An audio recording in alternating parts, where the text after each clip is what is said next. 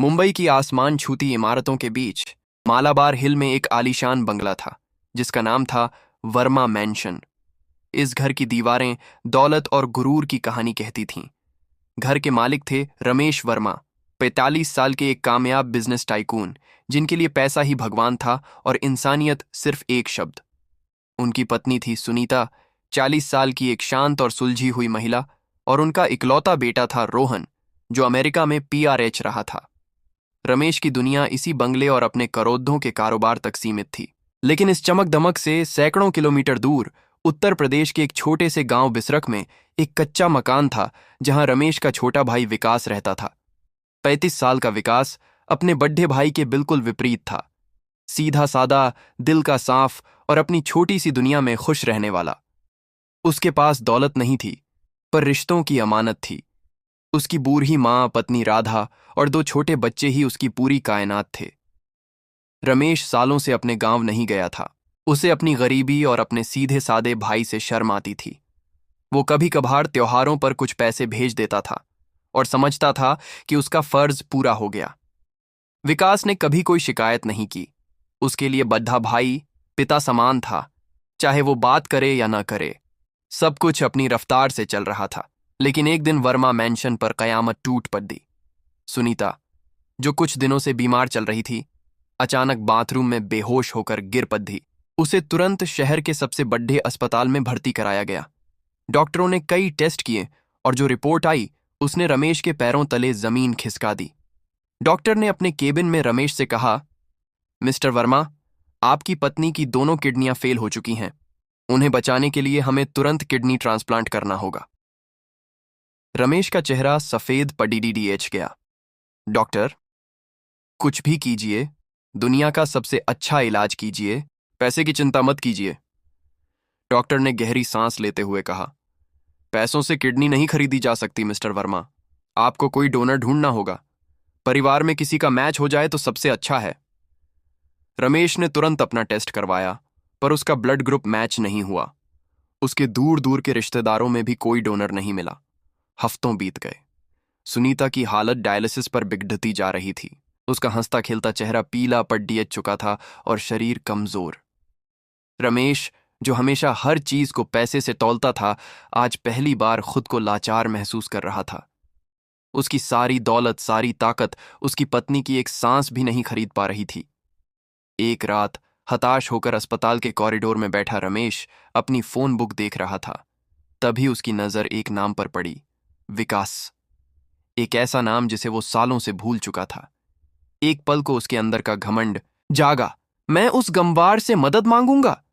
लेकिन फिर सुनीता का मुरझाया हुआ चेहरा उसकी आंखों के सामने आ गया। उसने अपना सारा गुरूर एक तरफ रखा और कांपते हाथों से विकास को फोन मिलाया। गांव में रात के 10 बजे थे। विकास दिन भर खेतों में काम करके लौटा था और खाना खाकर सोने ही वाला था कि उसका फोन बजा। अनजान नंबर देखकर वो चौंका, पर जब उसने फोन उठाया तो दूसरी तरफ से आवाज आई, विकास, मैं रमेश बोल रहा हूं। विकास को अपने कानों पर यकीन नहीं हुआ। भैया, आप? सब ठीक तो है? उसकी आवाज में सालों की दबी हुई खुशी और हैरानी थी। रमेश की आवाज भर्राई हुई थी। उसने अपने घमंड को अभिनय की चादर से ढकते हुए कहा, विकास, मुझे तेरी जरूरत है। तेरी भाभी की जान खतरे में है। विकास का दिल बैठ गया। भाभी? क्या हुआ भाभी को? रमेश ने उसे सब कुछ बताया। विकास के लिए सुनीता सिर्फ भाभी नहीं, मां जैसी थी। वो जब भी कभी मुंबई गया था, सुनीता ने उसे बहुत प्यार और सम्मान दिया था। उसने एक पल भी नहीं सोचा। भैया, आप चिंता मत कीजिए। मैं कल सुबह की पहली ट्रेन पकड़ दचकर मुंबई आ रहा हूं। हमारी भाभी को कुछ नहीं होगा। उस रात विकास सो नहीं पाया। वो बस यही दुआ कर रहा था कि उसकी किडनी भाभी के काम आ जाए। अगली सुबह विकास अपनी बूढ़ी मां के पैर छूकर और पत्नी राधा को हिम्मत बंधाकर मुंबई के लिए निकल पड़ा। उसके पास बस थोड़े से पैसे और दिल में भाभी को बचाने की मजबूत इच्छा थी। जब वो मुंबई स्टेशन पर उतरा तो रमेश का ड्राइवर उसे लेने आया हुआ था। विकास सीधा अस्पताल पहुंचा। आईसीयू के बाहर कांच की दीवार से उसने सुनीता को देखा। अनगिनत नलियां उसके शरीर से जुद्धी थीं और वो बेसुध लेटी थी। विकास की आंखों में आंसू आ गए। रमेश ने उसके कंधे पर हाथ रखा। आज उसकी आवाज में बनावटी अपनापन था। आ गया तू? मुझे पता था तू जरूर आएगा। विकास ने हाथ जोड़कर कहा। भैया, भाभी हमारी भी तो मां जैसी हैं। आप बस बताइए मुझे क्या करना है। अगले दिन विकास के सारे टेस्ट हुए। शाम को जब रिपोर्ट आई तो जैसे भगवान ने उनकी सुन ली हो। विकास की किडनी सुनीता के लिए परफेक्ट मैच थी। डॉक्टर ने रमेश को बताया, मिस्टर वर्मा, आपका भाई आपकी पत्नी को बचा सकता है, पर ऑपरेशन के बाद उन्हें बहुत ध्यान रखना होगा। वो पहले की तरह भारी काम नहीं कर पाएंगे। रमेश ने डॉक्टर को यकीन दिलाया कि वो अपने भाई का दुनिया के सबसे अच्छे तरीके से ख्याल रखेगा। उसने विकास को गले लगा लिया। विकास, तूने आज साबित कर दिया कि खून का रिश्ता क्या होता है। मैं तेरा ये एहसान जिंदगी भर नहीं भूलूंगा। एक बार भाभी ठीक हो जाए, फिर देख, मैं तेरी जिंदगी बदल दूंगा। तुझे और तेरे परिवार को यहीं मुंबई में बसा लूंगा। तेरे बच्चों को सबसे अच्छे स्कूल में पढ़ाऊंगा। तुझे कोई काम करने की जरूरत नहीं पड़ेगी। विकास अपने भाई के मुंह से ये बातें सुनकर भावुक हो गया। उसे लगा कि शायद भाभी की बीमारी दोनों भाइयों को फिर से एक करने का जरिया बनी है। उसने नम आंखों से कहा, भैया, आप ये सब कहकर मुझे शर्मिंदा मत कीजिए। आप बस भाभी के ठीक होने की दुआ कीजिए। ऑपरेशन का दिन तय हो गया। ऑपरेशन से एक रात पहले विकास सुनीता से मिलने गया। सुनीता ने कमजोर आवाज में उसका हाथ पकड़ डचकर कहा, विकास, तुम मेरे लिए अपनी जान दांव पर लगा रहे हो। मैं तुम्हारा ये कर्ज कैसे चुकाऊंगी? विकास ने मुस्कुराते हुए कहा, भाभी, क्या छोटा भाई अपनी मां के लिए इतना भी नहीं कर सकता? आप जल्दी से ठीक हो जाइए, मेरे लिए यही सबसे बड़ा इनाम होगा। ऑपरेशन सफल रहा। विकास की एक किडनी अब सुनीता के शरीर में थी, उसे एक नई जिंदगी दे रही थी। जब दोनों को होश आया तो रमेश सबसे पहले सुनीता के पास गया। फिर वो विकास के कमरे में आया। उसके हाथ में फलों की टोकरी और चेहरे पर जीत की मुस्कान थी। उसने विकास का हाथ पकड़ दचकर कहा, मेरे शेर भाई, तूने तो कमाल कर दिया। अब बस जल्दी से ठीक हो जा। विकास दर्द में था, पर भाई का प्यार देखकर उसे सुकून मिल रहा था। उसे लग रहा था कि अब उसके परिवार के दुख के दिन खत्म हो जाएंगे। उसके बच्चे अच्छे स्कूलों में पढ़ेंगे, उसकी मां को अच्छा इलाज मिलेगा और उसकी पत्नी को शहर की आरामदायक जिंदगी मिलेगी। वो सपनों की एक नई दुनिया बुनने लगा था, इस बात से अनजान कि उसका अपना भाई उसके लिए एक भयानक जाल बुन रहा था। सुनीता की रिकवरी तेजी से हो रही थी, लेकिन विकास को ठीक होने में वक्त लग रहा था। उसे अस्पताल से छुट्टी तो मिल गई थी, पर डॉक्टर ने उसे 3 महीने तक पूरी तरह आराम करने और भारी काम से बचने की सलाह दी थी। रमेश उसे वर्मा मैंशन ले आया और उसे एक गेस्ट रूम में ठहरा दिया। शुरू के कुछ दिन सब ठीक रहा। सुनीता और घर के नौकर विकास का बहुत ख्याल रखते, लेकिन रमेश का व्यवहार धीरे धीरे बदलने लगा। उसके चेहरे की बनावटी हमदर्दी अब गायब हो रही थी और उसकी जगह चिद्दाहट ने ले ली थी। वो विकास से ऐसे बात करता जैसे किसी नौकर से कर रहा हो। विकास को यह सब अजीब लगता, पर वो सोचता कि शायद बिजनेस के तनाव की वजह से भैया परेशान होंगे। एक रात विकास को प्यास लगी। वो पानी लेने के लिए अपने कमरे से बाहर निकला। जब वो रमेश के स्टडी रूम के पास से गुजर रहा था तो उसे अंदर से धीमी आवाज में बात करने की आवाज आई। रमेश अपने वकील से फोन पर बात कर रहा था। विकास रुक गया। रमेश कह रहा था, नहीं, मैं उसे अपनी कंपनी में कोई हिस्सा नहीं दे सकता। उसने किडनी दी है, कंपनी नहीं खरीदी। कल को ये पूरे परिवार को गांव से उठाकर यहां ले आएगा और मेरे सिर पर बोझ बन जाएगा। विकास के पैरों तले जमीन खिसक गई। उसे अपने कानों पर यकीन नहीं हो रहा था। रमेश आगे बोल रहा था, मुझे कोई ऐसा रास्ता बताओ कि ये सांप भी मर जाए और लाठी भी न टूटे। मैं उसे कुछ पैसे देकर हमेशा के लिए यहां से विदा करना चाहता हूं, ताकि ये दोबारा मेरी जिंदगी में कभी ना आए। विकास का दिल टूटकर चूर चूर हो गया। जिस भाई के लिए उसने अपनी जान की परवाह नहीं की, वो उसे एक बोझ, एक सांप समझ रहा था। उसके सारे सपने, सारी उम्मीदें एक पल में कांच की तरह बिखर गईं।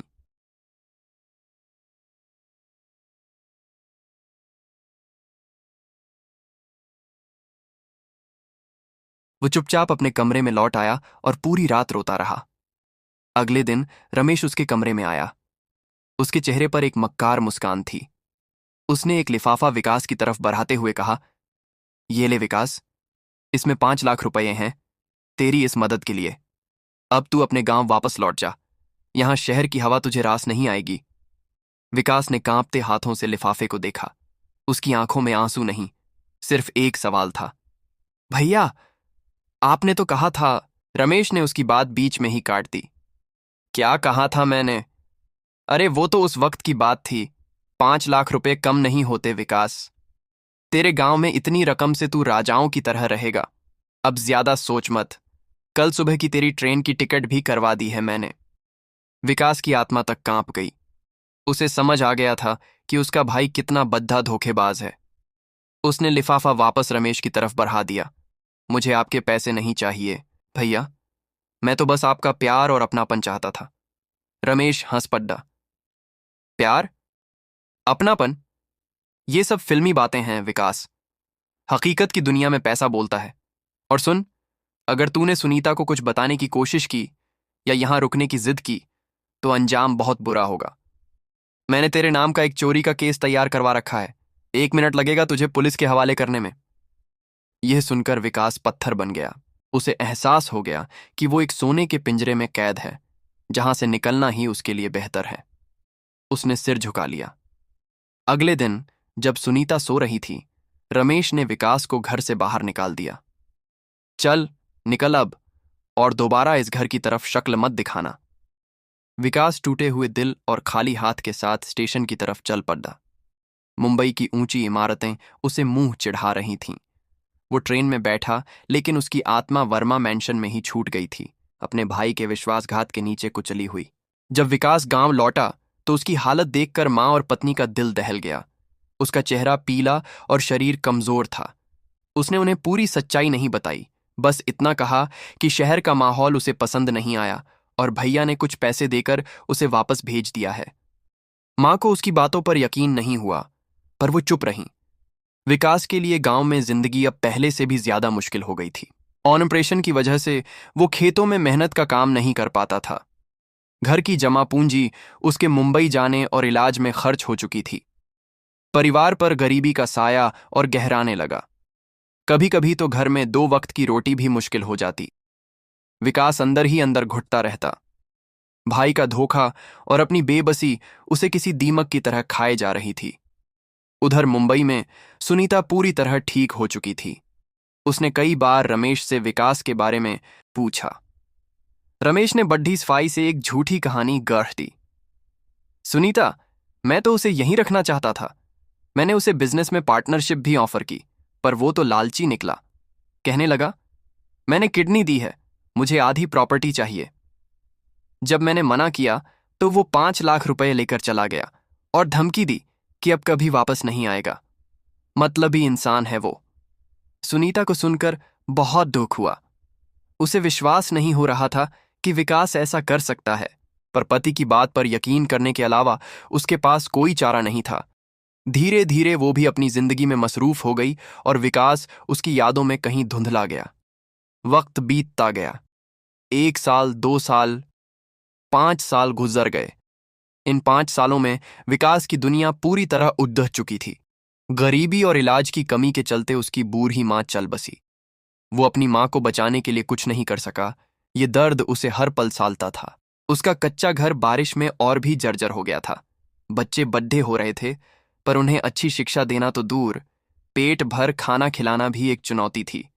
वो अब खेतों में मजदूरी करता था, पर जितना कमाता था उससे गुजारा मुश्किल से होता था। उसके चेहरे की मासूमियत और आंखों की चमक कहीं खो गई थी। वो बस एक जिंदा लाश बनकर रह गया था, जो हर दिन सिर्फ अपने बच्चों के लिए जी रहा था। वो अक्सर रात में उठकर रोता और आसमान की तरफ देखकर पूछता, भगवान, मैंने ऐसा क्या गुनाह किया था जिसकी मुझे इतनी बड़ी सजा मिल रही है। उसे नहीं पता था कि भगवान के घर देर है, अंधेर नहीं, और कर्म का पहिया बहुत धीरे धीरे घूमता है, पर जब घूमता है तो बड्ढे बड्ढे साम्राज्यों को मिट्टी में मिला देता है। रमेश वर्मा का साम्राज्य भी अब उसी पहिए की चपेट में आने वाला था। रमेश वर्मा का बिजनेस आसमान छू रहा था। उसने शेयर बाजार में बहुत बद्धा दांव खेला और उसे लगा कि वो अब दुनिया का सबसे अमीर आदमी बन जाएगा। वो और भी ज्यादा घमंडी और क्रूर हो गया था। उसने अपने रास्ते में आने वाले हर इंसान को कुचल दिया था। उसे लगता था कि पैसा ही सब कुछ है और वो कभी हार नहीं सकता था। उसने शेयर बाजार में बहुत बड़ा दांव खेला और उसे लगा कि वो अब दुनिया का सबसे अमीर आदमी बन जाएगा। वो और भी ज्यादा घमंडी और क्रूर हो गया था। उसने अपने रास्ते में आने वाले हर इंसान को कुचल दिया था। उसे लगता था कि पैसा ही सब कुछ है और वो कभी हार नहीं सकता। लेकिन कर्म का चक्र घूमने लगा था। अचानक अंतरराष्ट्रीय बाजार में मंदी आ गई। रमेश ने जिस कंपनी पर अपना सब कुछ दांव पर लगाया था, उसके शेयर रातों रात मिट्टी के भाव हो गए। उसका सारा पैसा डूब गया। एक ही झटके में वो अर्श से फर्श पर आ गया। जिन बैंकों ने उसे करोड़ों का लोन दिया था, वो अपने पैसे वापस मांगने लगे। उसके सिर पर करोड़ों का कर्ज चढ़ गया। जिस बिजनेस पार्टनर पर वो सबसे ज्यादा भरोसा करता था, उसी ने उसे धोखा दिया और कंपनी के बचे खुचे एसेट्स अपने नाम कर ली। रमेश को अपनी ही कंपनी से बाहर निकाल दिया गया। कुछ ही महीनों में वर्मा मैंशन नीलाम हो गया। चमकती हुई गाड़ियां बिक गईं। रमेश, सुनीता और रोहन, जो अब अपनी पढ़ाई पूरी करके लौट आया था, को एक छोटे से किराए के मकान में शिफ्ट होना पड़ी था। रमेश, जो कभी हजारों लोगों को हुक्म देता था, अब नौकरी के लिए दर दर की ठोकरें खा रहा था। पर उसकी खराब प्रतिष्ठा के कारण कोई उसे काम देने को तैयार नहीं था। उसका घमंड टूट चुका था। वो दिन रात शराब में डूबा रहता और अपनी किस्मत को कोसता। सुनीता के लिए यह समय बहुत कठिन था। उसने अपने सारे गहने बेचकर घर का खर्च चलाया। एक दिन पुराने सामान को समेटते हुए उसे एक संदूक में एक पुराना खत मिला। यह खत विकास ने अस्पताल से छुट्टी मिलने के बाद अपनी मां को लिखा था, लेकिन शायद भेजना भूल गया था। सुनीता ने कांपते हाथों से खत खोला। उसमें विकास ने लिखा था, मां, भाभी अब बिल्कुल ठीक हैं। भैया बहुत खुश हैं और कह रहे हैं कि वो हम सबको मुंबई में ही बसा लेंगे। अब हमारे दुख के दिन खत्म हो जाएंगे मां। अब तुम्हें अच्छा इलाज मिलेगा और बच्चे बड़े स्कूल में पढ़ेंगे। खत पढ़ते ही सुनीता की आंखों से झरझर आंसू बहने लगे। उसे एक पल में सारी सच्चाई समझ आ गई। रमेश ने उससे झूठ बोला था। विकास लालची नहीं था, बल्कि उसका पति ही धोखेबाज और एहसान फरामोश था। उसे याद आया कि कैसे रमेश ने विकास को किसी से मिलने नहीं दिया था और कैसे उसे चुपचाप घर से भेज दिया था। सुनीता का दिल अपराध बोध और नफरत से भर गया। उसने रोते हुए रमेश से पूछा, क्यों किया आपने ऐसा? जिस इंसान ने मुझे नई जिंदगी दी, आपने उसी की जिंदगी नर्क बना दी। आपने मुझसे इतना बड़ा झूठ क्यों बोला? रमेश नशे में था। उसने चिल्लाकर कहा, हां, किया मैंने। वो गमवार मेरी प्रॉपर्टी पर नजर गड्ढाए हुए था। अच्छा हुआ मैंने उसे भगा दिया। यह सुनकर सुनीता का रहा सहा भ्रम भी टूट गया। उसने उसी वक्त एक फैसला किया। उसने अपनी अलमारी से बचे खुचे पैसे निकाले, एक बैग में कुछ कपड़े ढे रखे और एक कागज पर लिखा, मैं उस इंसान को ढूंढने जा रही हूं जिसकी जिंदगी हमने बर्बाद कर दी। शायद उसी की बद्दुआ हमें लगी है। जब तक मुझे वो नहीं मिल जाता, मैं वापस नहीं आऊंगी। वो कागज मेज पर रखकर रात के अंधेरे में घर से निकल पड़ी। उसकी मंजिल थी गांव बिसरख, जहां शायद आज भी एक टूटा हुआ इंसान अपने भाई के धोखे का जहर पी रहा था। कई दिनों के सफर और लोगों से पूछते पूछते सुनीता आखिरकार बिसरख गांव पहुंची। गांव की हालत देखकर ही उसे अंदाजा हो गया कि विकास किस हाल में होगा। उसने एक टूटे फूटे घर का पता पूछा और जब वो वहां पहुंची तो उसकी रूह कांप गई। एक झोपड़ी जो बारिश में कभी भी गिर सकती थी, कि बाहर दो मैले कुचैले कपद्धों में बच्चे खेल रहे थे और अंदर से किसी औरत के खांसने की आवाज आ रही थी। झोपड़ी के बाहर एक दुबला पतला आदमी बैठा लकड़ियां काट रहा था। उसका चेहरा धूप में जल चुका था और आंखों के नीचे गहरे गड्ढे थे। सुनीता को उसे पहचानने में एक पल लगा। वो विकास था। उसकी हालत देखकर सुनीता वहीं जमीन पर बैठकर रोने लगी। विकास ने नजर उठाई और एक सजी समरी महिला को रोते देख हैरान रह गया। जब उसने गौर से देखा तो उसके मुंह से सिर्फ इतना निकला, भाभी, आप? सुनीता दौड़कर उसके पैरों में गिर पड़ी। विकास, मुझे माफ कर दो, हम बहुत बड़े गुनहगार हैं तुम्हारे। विकास ने उसे उठाया। भाभी, आप ये क्या कर रही हैं? आप मेरे पैरों में, उठिए। उसकी आंखों में कोई गुस्सा या नफरत नहीं थी, सिर्फ हैरानी थी। सुनीता ने रोते रोते उसे सब कुछ बता दिया, कैसे रमेश ने उसे धोखा दिया, कैसे उनका सब कुछ बर्बाद हो गया और कैसे उसे सच पता चला। विकास सब सुनकर खामोश रहा। फिर उसने एक गहरी सांस ली और कहा, भाभी, जो हुआ वो किस्मत का खेल था। आप रोइए मत, चलिए अंदर चलिए। सुनीता झोपड़ी के अंदर गई। वहां का दृश्य और भी दर्दनाक था। विकास की पत्नी राधा बीमार थी। टीबी ने उसके शरीर को खोखला कर दिया था। घर में खाने के लिए अनाज का एक दाना नहीं था। यह देखकर सुनीता का दिल फट गया। उसने तय कर लिया कि वो अब अपनी बाकी की जिंदगी इन लोगों की सेवा में ही गुजार देगी। सुनीता ने अपने पैसों से राधा का इलाज शुरू करवाया। उसने विकास को एक छोटी सी जमीन किराए पर लेकर सब्जियां उगाने का काम शुरू करने के लिए मनाया। विकास मेहनती था और सुनीता के साथ ने उसे नई हिम्मत दी। दिन रात की मेहनत रंग लाई। कुछ ही महीनों में उनकी सब्जियां शहर की मंडी में बिकने लगीं। धीरे धीरे उनकी आर्थिक हालत सुधरने लगी। राधा भी अब ठीक हो रही थी। विकास के चेहरे पर खोई हुई मुस्कान लौटने लगी थी। 1 साल बीत गया। विकास अब गांव का एक सम्मानित किसान बन चुका था। उसने एक छोटा सा पक्का घर भी बना लिया था। एक शाम जब सब आंगन में बैठे थे, एक भिखारी जैसी हालत में एक आदमी उनके दरवाजे पर आया। उसके बाल बरहे हुए, कपड़े फटे हुए और आंखों में पूरी दुनिया की हताशा थी। विकास और सुनीता ने जब उसे देखा तो उनके होश उड्डीडीएच गए। वो रमेश था। उसे देखकर विकास दौड़ा और उसे सहारा देकर अंदर लाया। रमेश अपने छोटे भाई के पैरों में गिरकर बच्चों की तरह रोने लगा। विकास, मुझे माफ कर दे।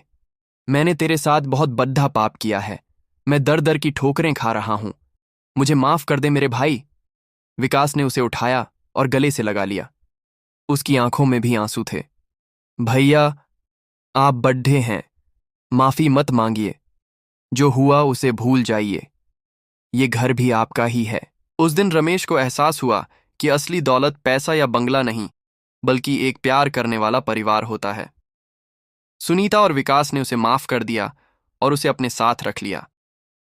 यह कहानी खत्म हुई, पर एक सीख छोड़ डच गई कि इंसानियत से बद्धा कोई धर्म नहीं होता।